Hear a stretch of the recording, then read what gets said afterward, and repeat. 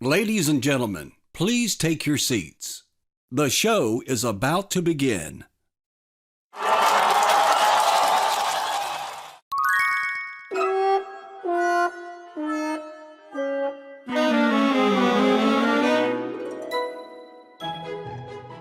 Okay, so this is the Hey Ed YouTube channel, and I am your host, moderator, and all-around nice guy, Edward Anderson. Okay, so we're going to continue on here.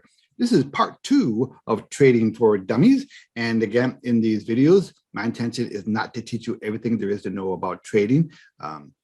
Remember that trading involves risk and treat it accordingly, okay? A little disclaimer there, okay? I'm not a financial advisor, and nothing in these presentations is meant to be investment advice. Always make your own investment or trading decisions. Trading involves risk. Okay, all right, here we go.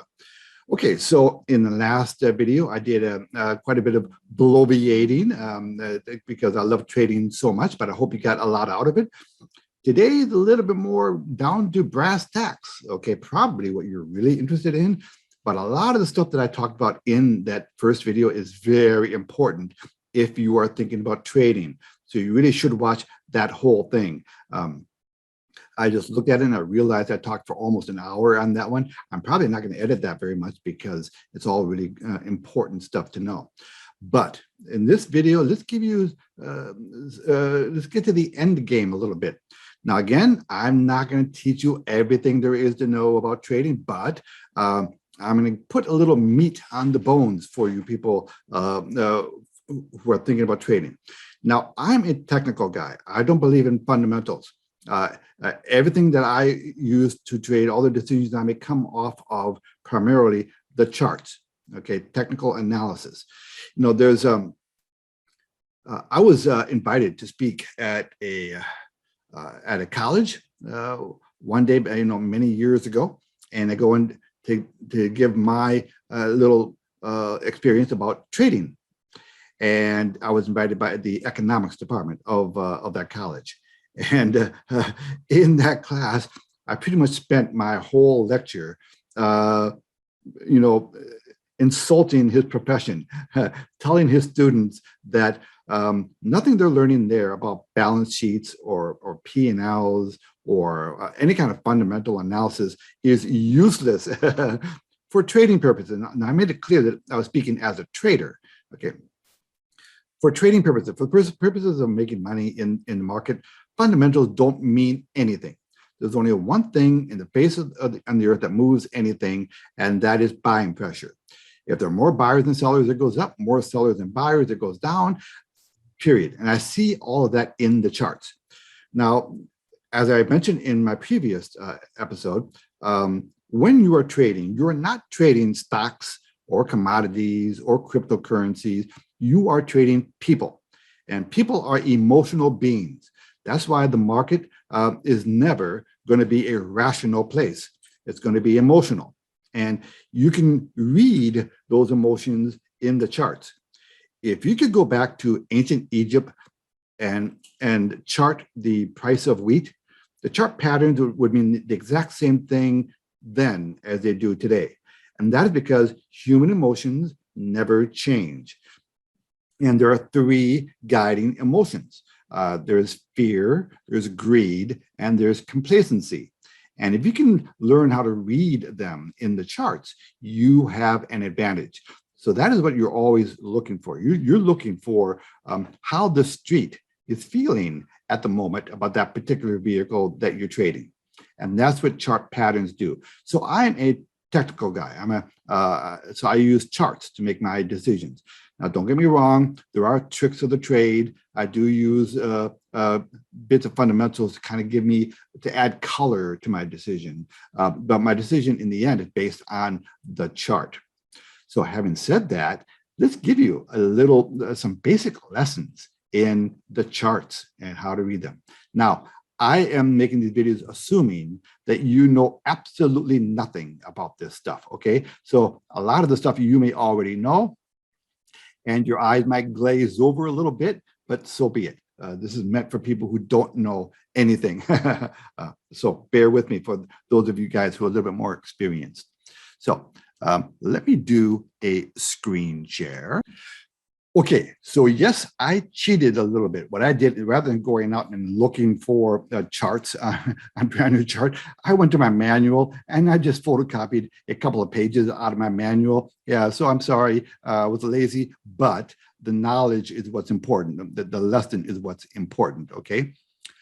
So when you are looking for chart patterns, they're all comprised, all chart patterns are comprised of three basic elements, what I call A's, B's, and channels. And if you look on the left there, you see my little description there.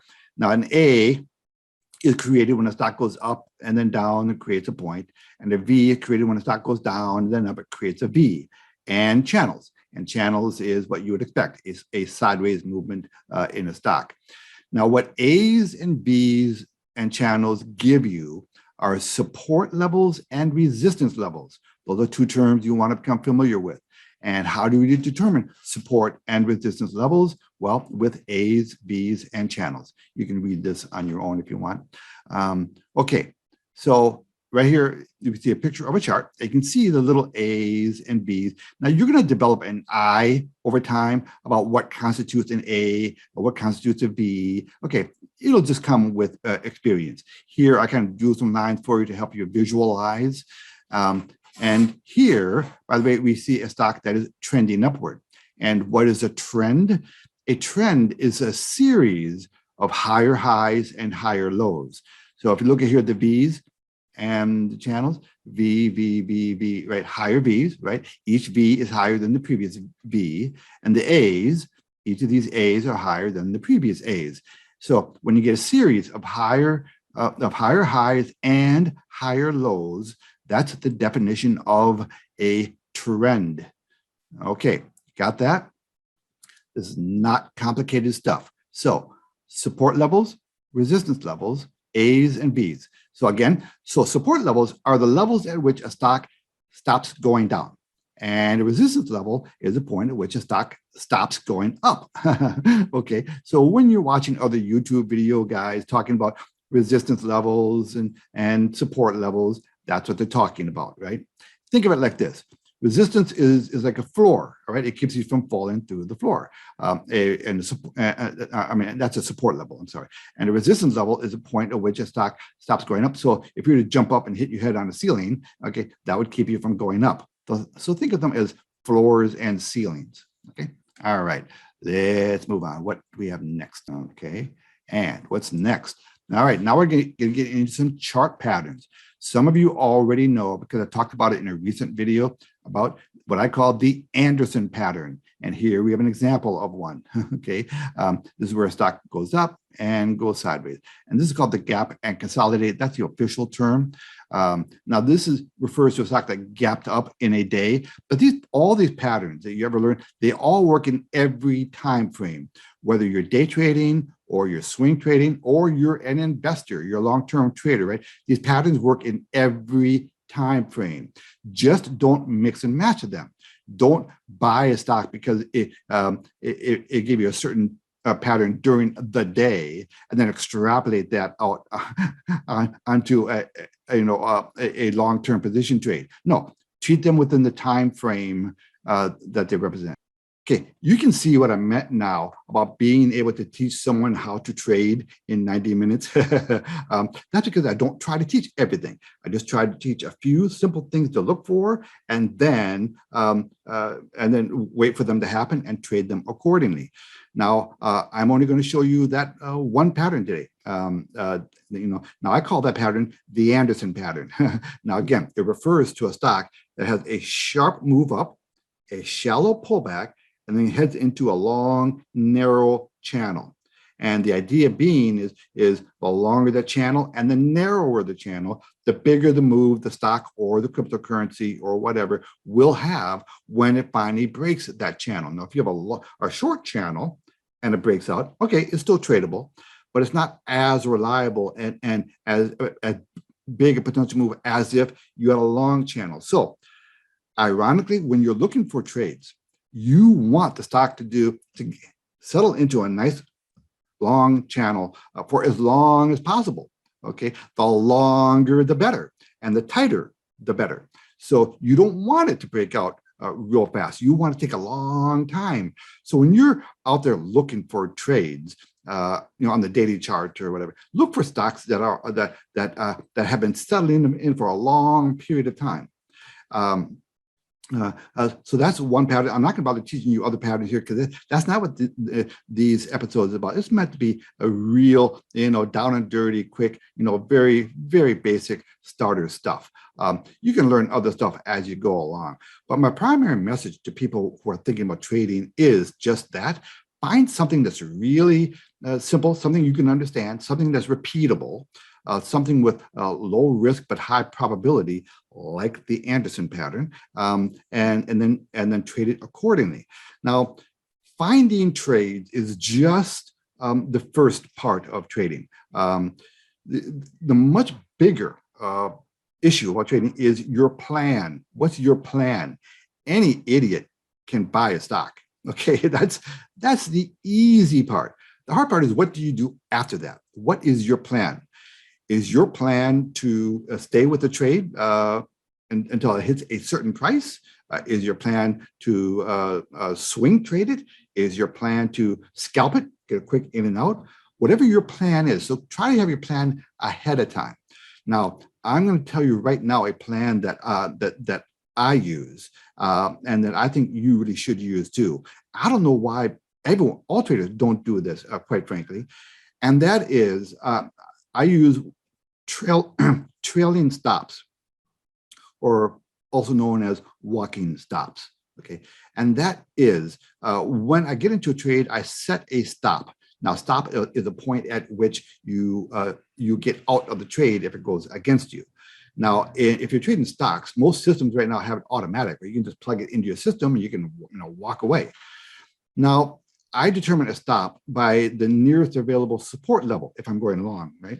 So if a stock breaks out, I'll look for the nearest support level, which is either going to be a V or the bottom part of a channel.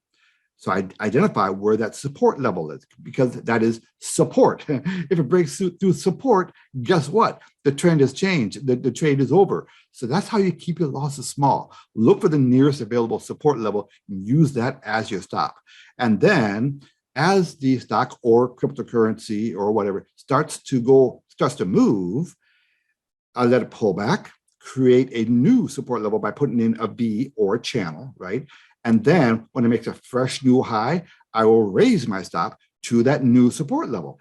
And I stay with the trade as long as that stock or cryptocurrency does not break the support level. And that way, if a stock wants to keep running and running and running, why not grab it?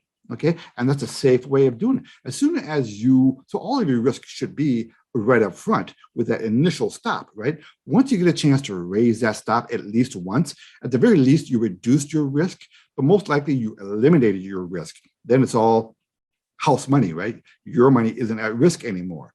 And every time you get a chance to raise your stop again, then you're locking in more profits. And the more you can do that, the more money you're making. So you never know which trade is going to turn into the monster trade. But this is a technique that will allow you to capture those occasional monster trades. You don't need very many, to make a really big quantum leap in your portfolio, but you never know which one is going to turn into that monster trade. And that technique of using a walking stop or a trailing stop will allow you to get those. Now, more often than not, you are going to be stopped out along the way. But hopefully you will have profits locked in as long as you've had a chance to raise your stop at least once, if not twice.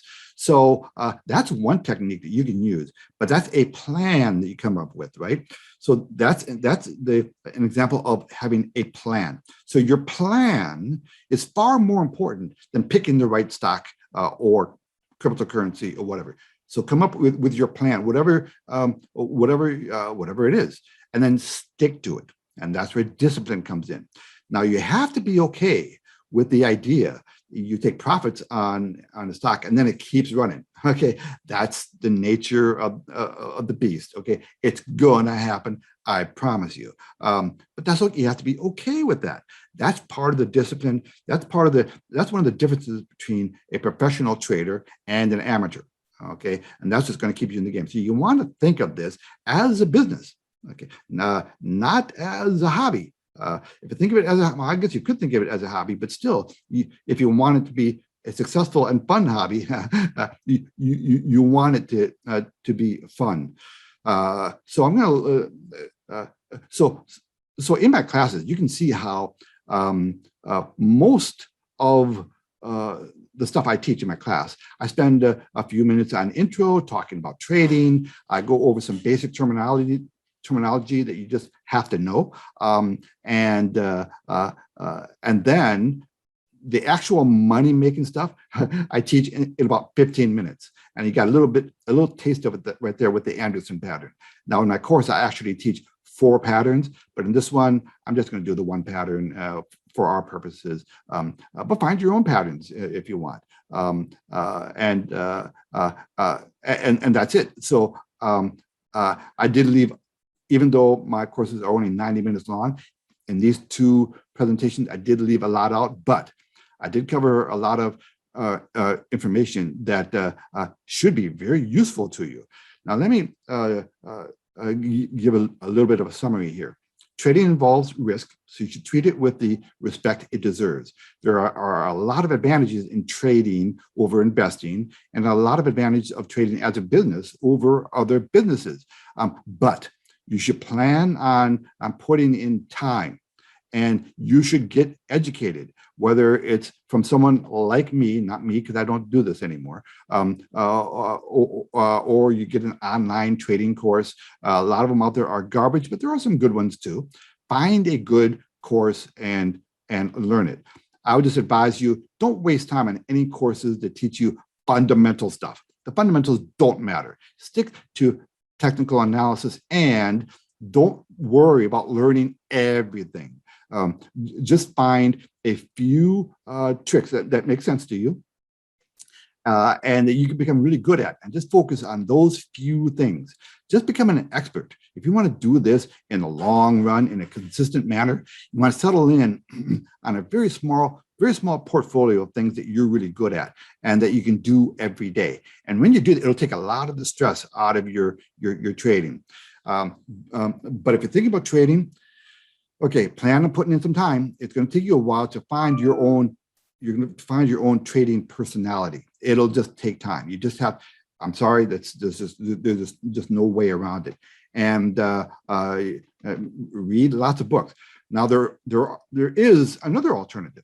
Now I love trading, and I will always trade just because I love to do it. But in my next video pretty soon, I'm going to be showing you an option that will allow you to get trading type returns without you actually having to do the work. And I've been looking into this a lot. It's a program that I don't recommend very much on my channel. When I do recommend things, I only recommend things that I'm in myself and things that I believe in. I tend to focus on passive income type projects, things that don't involve any work on your part. So stay tuned on that. I don't know when I'll get to it. Hopefully I'll get to it in the next few days from this video. But on that project, I like it a lot. And I think it's a really good compromise. I think it's going to allow you to get very aggressive trading type growth on your dough without you actually having to do the trading yourself. I mean, how cool is that, right? So stay tuned for that. But if you are thinking about trading yourself, whether it's cryptocurrencies or stocks or commodities, get educated and treat it with the respect it deserves, and embrace yourself for personal mood swings, emotional swings. That's all part of being a trader, is learning how to get a handle on that. So I hope my 2 little brief Trading for Dummies episodes were not too disappointing for you. I'll be honest with you. I just kind of sat in front of the camera here and kind of rattled off some of my old spiels from my class. And it's been a while since I've taught a class, but the information is valid and it does work. And I'm actually pretty good at this stuff, believe it or not. So please stay tuned. Please like this video and please subscribe if you haven't already, and maybe share these videos and my channel with other people, and stay tuned for other ideas. Okay, I guess that's it. Edward Anderson, hope I didn't waste your time. Signing out. Copy that.